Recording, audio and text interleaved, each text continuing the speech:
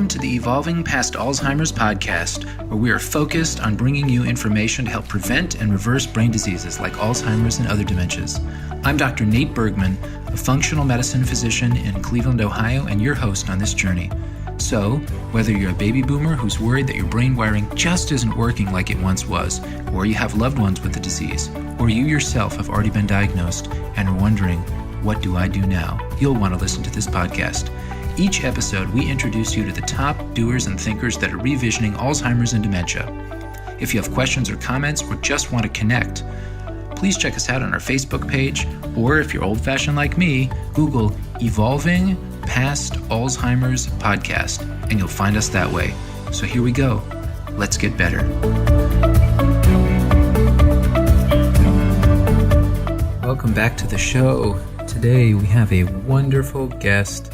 She is the founder of a really unique grassroots non-for-profit organization called Sharp Again Naturally, focused on preserving memory and restoring minds. We welcome to the show Lisa Feiner. Hello, Lisa. Hi, Nate. How's it going? Going great. Thanks so much. Thanks for being with us. You know, when you and I first met at a conference last year in Arizona, it was a little hard to get a hold of you. You guys were playing hard to get there for a couple of days, but when we finally did meet, we became fast friends and really realized how much our interests and goals aligned, and I'm so excited to get you in touch with our audience here. Well, we weren't playing hard to get, but we also were so happy to be able to sit down with you and hear about your work and what you're doing at the Cleveland Clinic. So there are a lot of points of commonality here. Excellent. Well, can you tell us first about the organization in general? What is Sharp Again Naturally? What is its goal? What is its mission? Sharp Again Naturally was formed about 5 years ago to educate the public and the medical community about preventing and reversing dementia, memory loss, Alzheimer's disease, and to also advocate for new testing and treatment protocols. Because we now know that there are specific causes of memory loss and dementia where one time it was thought to be untreatable, and that with a diagnosis you would go down a path to, it was a progressive disease. There was nothing that could be done. But we now know differently. Quite literally, yeah. I want to get into that a little bit more in a little bit, how you guys came up with this list. That's really incredible. But I know you didn't start off as a medical person, though I know you come from a pretty heavy medical background family. But in fact, if I recall, you started off in business, sort of in the corporate world. What drew you this mission of preventing, slowing, and reversing dementia and memory loss? What's your story? How did you get into all of this? So my personal story is that I do have a background in business and human resources. And when we moved to London in the mid-90s, I was exposed for the first time to alternative therapies like acupuncture and chiropractic, and especially homeopathy, which was really responsible for eradicating my seasonal allergies. I worked with a homeopathic doctor in London for a couple of years, and to this day, I have, I would say, very few, if any, symptoms, even when allergy season is pretty rough on most other people. And so when I came back to the States and decided that I wanted to get involved with some profession that was both Eastern and Western, I thought about becoming a naturopath. I had 2 young children and didn't feel at that point I could devote that much time to the profession. And so I became a holistic health coach. And in doing so, I learned a lot about nutrition and really what nourishes people in their lives. So as a health coach, I belong to a networking group in Westchester County where I live. And I've also, over the past 20 years or so, been a regular volunteer board member and board chair as part of the new Jewish Home, which used to be Jewish Home Life Care. And they're in the city. They had a facility in the Bronx. And then I was most closely affiliated with the Westchester campus. And Lisa, of course, those that are not from New York maybe not understand that this city refers to Manhattan, correct? Yes, forgive me. Yes, that's New York City. Right? Once a New Yorker, always a New Yorker, right? So true. So true. So it was at a networking meeting for holistic practitioners that I first heard someone speak about people who had been able to get their memories and their minds and their lives back. And it was a woman who had gone online to research actually supplements for her mother when she was diagnosed with early Alzheimer's. Mm-hmm. And this woman came across all these cases of people who said they had reversed their dementia. And she had, her significant other was a videographer. They got in their car and literally they spent a lot of their savings going around and interviewing and filming these people and their doctors and their families, caregivers. And we saw some of that footage, which was very compelling. And it was at that point that I said, I mean, I care so much for elders in our country, and I'm a holistic coach, and this makes perfect sense to me. Why there are so many people having issues around memory loss. And that's really, there were a few of us at that meeting, including another co-founder, Jackie Bishop, and we got together and said, this information needs to be shared. Absolutely. Yeah, Jackie's amazing. I met Jackie at the same conference there in Arizona.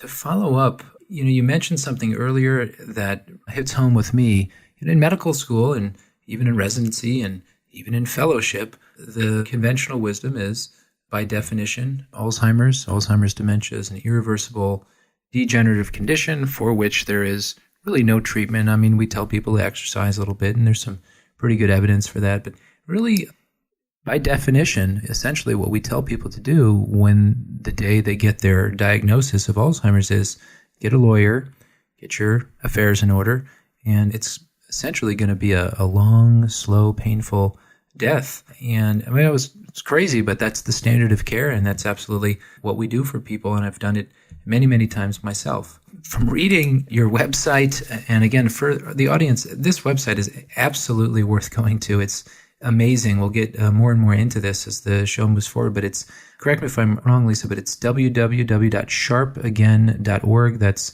www.sharpagain, all one word, .org. Is that correct? Yes, that's right. So apparently your experience confirms the idea that maybe there is something to be done from listening to the stories of people that seem to have reversed or halted or slowed down or improved their condition that challenges the conventional notion that Alzheimer's in particular is an irreversible condition. If we could kind of get into how did you come up with the roadmap? Can you just kind of briefly explain this roadmap on the website and kind of how you came up with this list of 10 things that may be reversible causes of dementia? Alzheimer's in particular? Right. So initially we didn't start with 10. I think initially we had 7. And the way we came up with the list was looking at the evidence-based research, which included the stories of some of these people, because many of them either were doctors or they had done extensive research and written books, and we learned from them. And so the initial list was nutrition and toxins in food, water, the air, and our work in home environments. It's interesting. We had experience and we read more about people whose medications were causing confusion dizziness, memory loss. And then as we started talking to more people, we would hear stories about people developing problems when they went into the hospital for one thing and were put on medications, and suddenly their loved ones became unable to be coherent in any way, and they felt it was from the medication. So sometimes what we first learned about came through people we spoke to. And then we went and looked at the research and talked to doctors and found out more. One of the earliest and most important causes is mercury and other heavy metal toxicity. And what we learned about that is that people who have had silver fillings a long time, or who had been exposed to a lot of heavy metals in the air, to vaccines, who ate a lot of sushi and steak fish where mercury is lodged in those fish in their tissues, the symptoms of heavy metal toxicity and mercury in particular is almost point for point identical to dementia and Alzheimer's disease. If you look at those symptoms. And so that was another very early cause on the list. Hormonal imbalances is another, especially thyroid, but certainly the adrenal, the gender hormones, even human growth hormone is found to be an issue. Inflammation. So many people today, especially in the Northeast, have issues with Lyme disease, chronic oral infections in their mouths. Yeah, I just saw a patient today that picked up CDC criteria positive Lyme disease from jogging in a park in the New York, upstate New York area. The park eventually was shut down because so many of the ticks in the park were Lyme vectors, were Lyme carriers. So we do see it, and it's certainly linked with cognitive impairment. I do want to make one, I think, important distinction that I think sometimes gets lost, is that it's one thing to have memory issues, concentration issues, the so-called brain fog. It's another thing to have true Alzheimer's that's been diagnosed by a neurologist and or physician with neuropsychologic testing, perhaps an MRI or a PET scan. I think some people don't make that distinction. I don't know if it's a critical distinction, but from an academic point of view and from a research point of view, I think it is important to distinguish between so-called brain fog, cognitive impairment, and a true neurodegenerative condition, although you could argue that early enough on into a disease process, you might not be able to distinguish those things and might treat them the same. Anyways, I just wanted to interject that because you were talking about Lyme and inflammation and sort of these low-level infections. Right. And sometimes we've also heard of cases, quite a few actually, where people have been misdiagnosed. I mean, they're diagnosed, let's say, with Alzheimer's disease, which is considered incurable and progressive, and then with some interventions have been able to regain some cognitive function, sometimes completely. And if that's the case, then a lot of people would say, well, that really wasn't Alzheimer's. Right. Right. No, it couldn't have been Alzheimer's because they might have gotten better. Exactly. Right. You made a good point, which is we don't distinguish as much because we know that there are times where there is misdiagnosis, and the diagnosis itself can be such a lightning rod in terms of people just going into panic mode and feeling so hopeless and distressed about it. It's true. So you just sort of culled together this list and put it up into this roadmap that's now really, so phenomenally accessible. I'm in the world of pretty technical, everything's complicated, and the way you guys have laid it out is just so elegant in its clarity. It's not overly simplistic, but it's not overly complicated. And I just found after I met you and I started reading the materials that you guys have online, I was just blown away by how organized and user-friendly, and it's like something that somebody could go to, potentially print off the list and literally carry it into their doctor and say, what about this, what about this, what about this? And kind of just, in some cases, when it comes to stress and sleep, could probably just sort of self-direct on and get a lot of work done on their own. Would you agree? That was our goal from the beginning, was to take this information directly to families and even people who were starting to have some questions about their own memory. And we worked with our medical and dental advisory board that we put together. These are physicians, some functional medicine doctors. We have a homeopathic MD. We have a broad range of practitioners, some dentists as well. And we really worked with them to make sure that what is on the website is backed up by research and science. It's what they use in their practices. I really think it's important, as we're not medical practitioners ourselves, to make sure that we are keeping very closely aligned with the medical community. So I'm pleased to hear that you felt it was clear and accurate. And we worked hard on it. We've been developing and then revising our materials as needed as we go, which is why we've added things like stress and sleep and breathing problems and traumatic brain injury most recently to our list. Absolutely. One of the ones on the list, number one being, of course, nutritional imbalances and deficiencies. And I would argue that just cutting out processed food and foods that turn into sugar, we call it the glycemic index, things that sort of turn quickly into sugar, as it were, in the body, are probably the easiest ways to just start. It's kind of like a whole foods type of a diet, real food. Number two is an interesting one. Toxins in food, water, air, work, home, and environments. Really interesting. I don't know if there was a LA Times article, end of January. Did you see it? It's called The Polluted Brain. Evidence builds that dirty air causes Alzheimer's and dementia.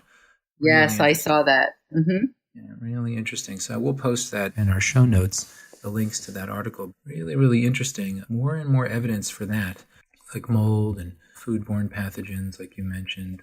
Other things, you mentioned the medications and the metals and the hormone imbalances and the inflammation and infections. Obviously, inadequate activity, whether that's mental stimulation, social interaction. What are you recommending to the folks that you consult with in terms of mental stimulation and social interaction? What are you finding are the most kind of beneficial things to be involved in? Well, one of the things that we have really found to be so helpful for anyone's health, not necessarily only people with memory issues, is physical activity. And we really encourage people to find something that they enjoy doing, maybe with a friend or a spouse, that will elevate their heart rate and keep it elevated for about, 15 minutes to a half hour every day, if possible. The benefits of exercise are so well documented, and the brain to some degree needs help as we get older, detoxifying and getting rid of some of the stuff that accumulates in there. And exercise is a way to keep the entire body moving, your lymph system, all of your internal fluids. And I really can't say enough about exercise. I've personally picked up my own exercise over the years since I've been working with Sharp again. Mm-hmm. In terms of brain stimulation, mental stimulation, they talk about learning new things, staying interested, staying current, reading. There haven't been that many websites and organizations whose materials have been well thought of, but Posit Science and brainhq.com, we talk about that on the roadmap. That is one organization where there has been research and it's been proven that their mental exercises and games and things have had real benefits. Yeah, I agree. Their stuff is top notch. Yeah. Brain HQ, again, we'll post those to the show notes. Those are an important organization to know about for cognitive stimulation. Absolutely. And then, with regard to social interaction, we know that people who become isolated as they get older tend to have more memory issues. And when you lose friends, you lose a spouse, Perhaps you're no longer engaged in the work that you did for most of your life. It can happen over time, and suddenly you feel quite alone, especially if you don't have a family around you. And so I see this with a lot of people, that staying socially engaged, even if it's one or two good friends, makes a big difference. And there are ways to do that. You can volunteer, you can have a membership in some sort of a social club, or stay close to your religious organization. Just trying to stay involved with activities that you enjoy, which means hopefully people you enjoy being with. Right. That's so interesting. We had another guest on, really well-regarded neuroscientist and a personal friend of mine. His name is Majid Fotoui. Maybe you are aware of his work. He's affiliated with Johns Hopkins University, and he has shown, with a correction of sleep issues, which you and I probably would talk about, learned a lot about airway and sleep issues from you and your family, but correction of sleep, working on stress, and then meditation and goal-directed therapies, meaning we all need a reason to be alive, and then some sense of fulfillment from living that life. And Dr. Fotoui is showing that people literally can grow the size of their hippocampi, the parts of their brain that's most connected with Alzheimer's and memory, in sort of the most conventional sense in terms of what we know from the peer-reviewed medical literature. But he has seen increases in the size of the hippocampus by using some of those strategies. I mean, I would argue quite simple, dietary interventions, sleep, stress, meditation, and neurofeedback he uses as well. So it's some amazing things. Where do you see, in terms of, again, your own working with people, counseling clients and people that are connected to your organization, the role of, because you mentioned church or religious organizations, whether it's a religious-based or not, the role of spirituality? And because, oftentimes people that are going through these changes, at least that we know of now, before we can kind of really understand how to prevent this and identify this at 30, 40 years of age, because we know these changes happen 10, 20, 30 or more years before most symptoms of Alzheimer's or dementia or cognitive impairment really set in deeply. Where do you see sort of the role of meaning of life and spirituality and these sorts of things in the people that you work with? Are you finding that this is something that people are talking about, that people are interested in exploring or important, or maybe not? Well, I think it's very individual. I will say that connection on some level is important. So staying connected not only to people around you, but also building our own awareness of ourselves and our bodies and how we function. One of the things that Sharp Again is so committed to, and we've gradually come more and more to this way of thinking, is that prevention is so important. And if you believe that a diagnosis has no cure or treatment, there's a lot of shame and hiding around memory loss, and there has been. We really want to encourage people to stay aware of what's going on in their bodies, and if they do notice changes, start seeking help early, because we have found that the earlier intervention that you seek, the greater the likelihood that your memory and your way of thinking will be fully restored. The longer we wait, those changes happen in the brain, and it may be harder to reverse them. Oh, that's such a good point. So similar to even cancer, you have stagings of cancer, and if it's an end stage or it's already spread to other parts of the body, much less likely for most cancers. Of course, every cancer is different, but most cancers are less treatable and if you catch it early on. So that's so interesting. I know one mutual friend and teacher, both of ours, Dr. Dale Bredesen, jokingly, but in all seriousness, he is advocating for cognoscopies, similar to colonoscopies, cognoscopies for people at exactly what age that should start. Not clear, maybe 40, 45 years old, but some sense of what's, where were you at a normal, and so you can know what changed. And certainly I couldn't agree with you more in terms of this sort of stigma around anything that has to do with one's mind, they call it behavioral health or mental health. In other words, it seems somehow different than if you have high blood pressure or cholesterol. There's this stigma to talk about depression and anxiety and schizophrenia. And it sounds like, if you're not saying it, I probably say it, that when people start to have memory problems, it's the same type of thing. Like, let's not tell anybody that mom or my husband has issues, because all they're going to do is take the driver's license away and end up in a nursing home. And since there's nothing you can do about it anyways, let's just not tell anybody till it's so bad that, we're getting in car accidents and we have to take away the keys, and it can get really, really messy really fast. It's so unfortunate.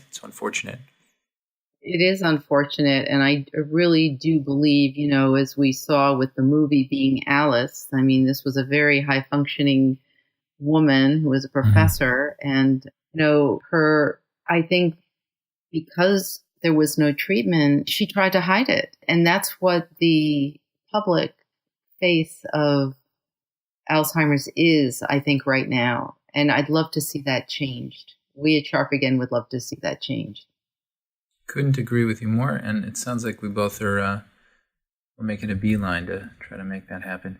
A couple of other things I wanted to ask you about that are just, I've really learned this from you, and of course your brother, Dr. Michael Gelb, who's a dentist of some note in the city, right, in Manhattan, New York City.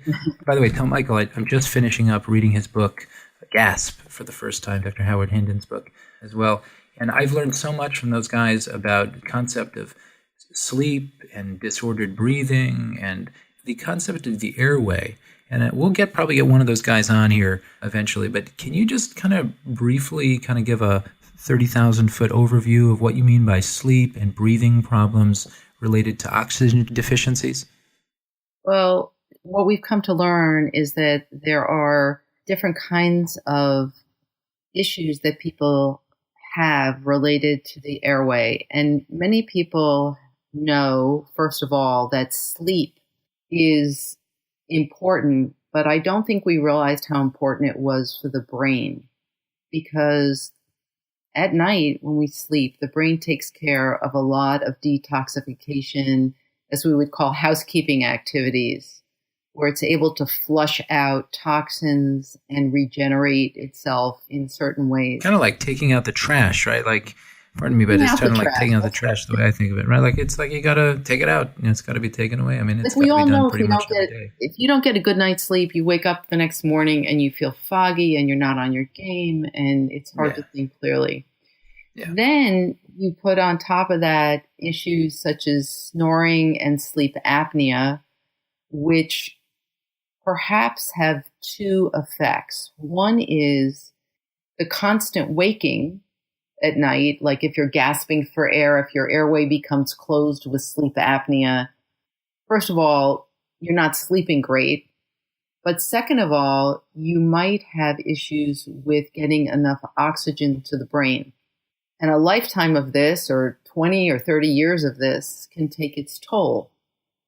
So that's another issue. And what they're finding is that a lot of these airway issues start even in children. And so it's so important to have these things diagnosed early. You may not have sleep apnea, but a precursor to that is a narrowed airway that children are showing up with. It's no wonder that so many of our children today require orthodontia, that our faces are becoming narrow, and that automatically narrows our anatomy in that area. Yeah. So these are all things for people listening to be aware of. Absolutely. Yeah. The whole airway concept, meaning, people ask me all the time, I'm talking about this more and more in my exam rooms, Just recently I had a gentleman in his early 50s diagnosed with Alzheimer's, neurologist, neuropsychologic testing, the works. Early 50s, it's just unbelievable. And he never had a sleep study.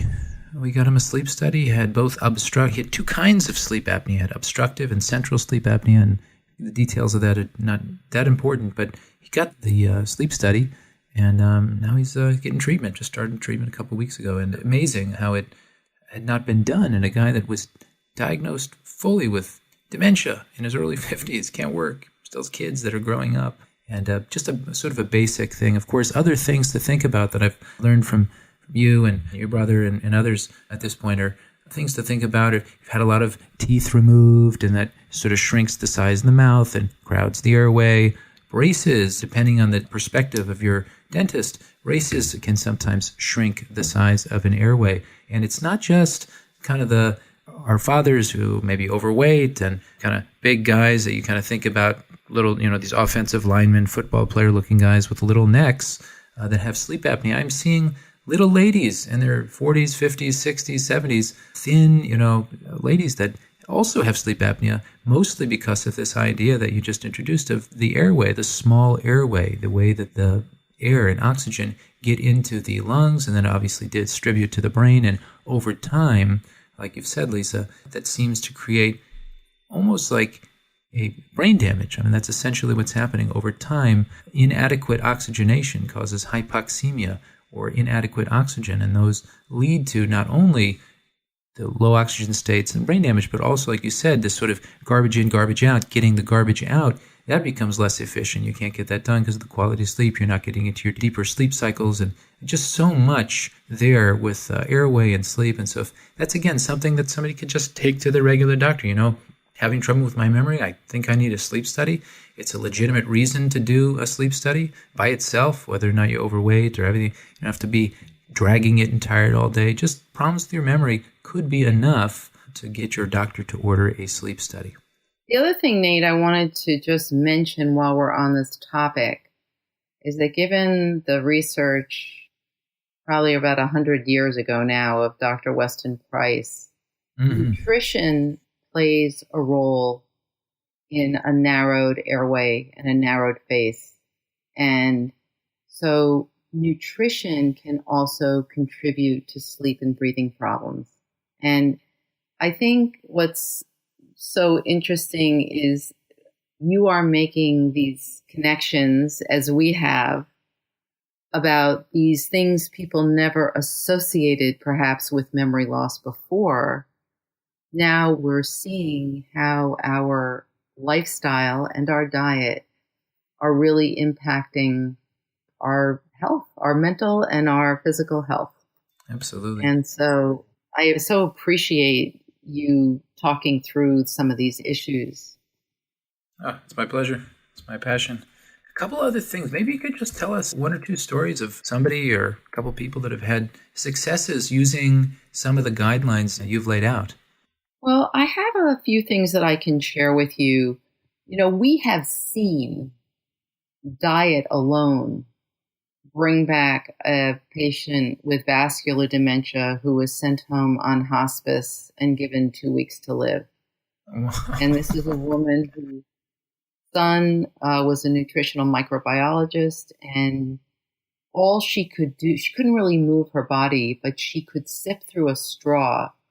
And he gave her smoothies with really nutrient-rich foods like greens and nuts and seeds and coconut oil. And he eliminated things like gluten and dairy and obviously nothing artificial, no colors, flavors, sweeteners. And just on nutrition alone, hospice was gone within a couple months. She eventually was able to move back into the bedroom with her husband. The hospital bed was gone. And she lived over 4 more years. She was conversant, talking with her family. She had stroke-like symptoms, so her speech didn't come back 100%, but she was lucid and could converse. It was a wonderful story. Dr. Mary Newport's husband, she was a neonatal physician down in Florida, and her husband started exhibiting symptoms of memory loss and was diagnosed with early Alzheimer's. And she went online and did lots of research and found that coconut oil, which provided these medium chain triglycerides when metabolized in the liver, produce ketones. And ketones are an alternative source of energy for the brain. So very often, coconut oil or MCT oil is a good adjunct to other therapy that anyone might try to keep their brain sharp. And, often a combination of diet and coconut oil will bring people back to a large degree. And then, like I mentioned earlier, if your issue is heavy metal toxicity and you have a mouthful of fillings, that in fact might be an issue for you. We recommend doing a heavy metals test to determine that before you do anything.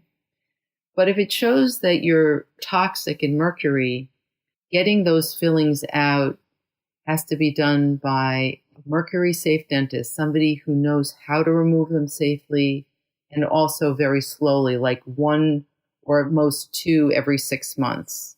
When you remove that mercury from the mouth, it is considered hazardous waste. And once it gets airborne, it can be re-inhaled into the body. So it's got to be treated very, very carefully. But if that is a major problem, with treatment and some chelation, you might find that your memory is restored. In fact, one of the people that we feature in our footage, he tried a lot of other things that are on our list. He tried nutrition and looking at the hormones and looking at certain enzymes. But it wasn't until he discovered that there was a link between brain health and mercury that he was fully able to recover his cognitive ability. So we're seeing really that treatment, you have to be treated or do a lot of these recommendations at a minimum of 3 months, and it's usually 3 to 6 months for some of the dietary interventions and things like that, cleaning up your diet. Like I said, if you have a mouthful of fillings, it may take longer to get those out of your mouth, but slowly things should start to improve. And then if you address some of these other things like stress, stress should not go on untreated or not recognized. And if young people are in very stressful situations, either need to find a way to manage those or find jobs or whatever's causing the stress, try to change that. Because oh my God, I couldn't agree with you more. Oh my gosh, I've seen it over and over and over and over again where the trigger for somebody's cognitive impairment, I've seen it for other issues as well, chronic pain, headaches, fatigue, chronic fatigue syndrome, you name it, but very consistently in those that are younger, meaning in their 50s and 60s, that have true neurodegenerative diseases, Alzheimer's conditions, where the trigger appears to have been a series of sort of environmental exposures, maybe an infection during the period of time where there was high stress, usually job stress, perhaps relationship stress. I've seen it over and over and over again. And I think we're going to try to publish something on that relationship at some point because it's so consistent among those that I would say are kind of on the younger end of being diagnosed with these Alzheimer's type conditions, like are younger than 70, younger than 65, 70 years old. Amazing connection. Absolutely.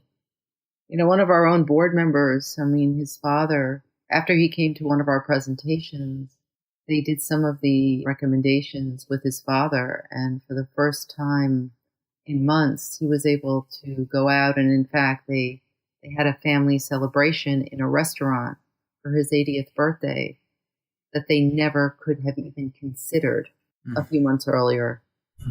So it is so gratifying to see and to hear of some of these stories. Wow. So thank you for sharing those, Lisa. It's amazing. I want to ask you one final question. You wrapped those up, the answer to this in your last couple of comments, but if you could give your top two strategies, sort of do-it-yourself strategies, to people that are listening that may or may not be connected to in an area where they have access to some of the treatments under medical supervision that you're talking about, but things that would be safe to do by themselves without medical supervision, other than, let's say, asking their doctor for a sleep study, what would you tell them? Maybe two things. Well, I don't think that nutrition can be emphasized enough. And, it's funny. I thought I ate well before I became a health coach. And then I realized what healthy eating really was.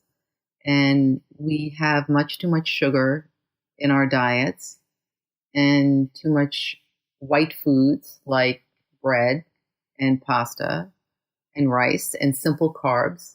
And so I think we tend to fool ourselves a little bit, but if you take a look at the roadmap and you follow some of those guidelines there, and in fact, really, if you need help, I'm a health coach. There are many, many health coaches now all across the country, and there are people out there to help support you in making changes. So diet is really one area to look at, and it can start in your kitchen at your next meal. And one good meal can have a profound effect. Mm-hmm. I find making sure I have a little coconut oil in my diet and really paying attention to what I'm putting in my mouth makes all the world of difference to me. And I think I'm pretty healthy. And then I would say probably the other thing is, I mentioned earlier, physical exercise, but really staying curious, staying involved in your life and with people around you who you love and you care for. I know those things sound very simple. If you do that, your stress will be less than it would ordinarily be if you can find activities to do with other people. It's really incorporating a lot of the things we've talked about, some of the more simple things. And again, if you notice something isn't right, if you're feeling different for whatever reason, you're tired for an extended period of time, get it looked at. Go to your doctor and say, I'm not feeling like myself. A lot of people have undiagnosed infections like Lyme. They never felt bitten by a tick or mold. I now am working with somebody who has toxic mold. And unfortunately, he's in his 50s and he's in a wheelchair. Yeah, you can figure it out. It's a doozy. So those are great. Nutrition and then activity, physical, mental, and social activity. Those are big takeaways. So thank you so much, Lisa. How can our listeners find you, connect with you, and the roadmap? Tell us one more time. So the website is www.sharpagain.org.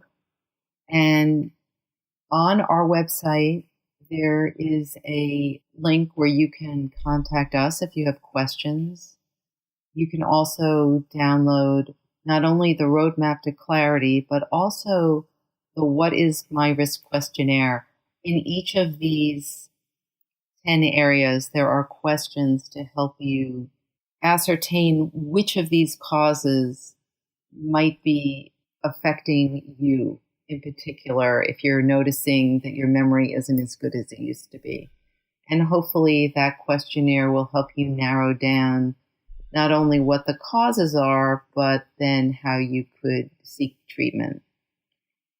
And there's lots of other very good information on the website as well, some resources. We're also working on a practitioner database where we're collecting names and sourcing all types of doctors and other individuals who can help treat these causes of memory loss.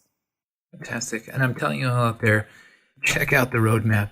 The elegance in there is difficult to appreciate unless you have some experience working in this field. It's just incredible. So thank you so much, Lisa Feiner, and we'll hopefully speak with you again sometime soon. Great. My pleasure. Thanks for having me on, Nate. So that's our episode. I hope you guys got something out of that. Check the show notes out on iTunes or on our website where we've summarized the key points. If you have questions or comments or just want to connect, please check us out on our Facebook page. Or if you're old-fashioned like me, Google Evolving Past Alzheimer's Podcast, and you'll find us that way. Finally, if you find the information here valuable, please consider giving us a 5-star rating on iTunes and leaving comments in the comment section. It will really help us bring this message to as many people as we can. Thanks, and talk to you next time.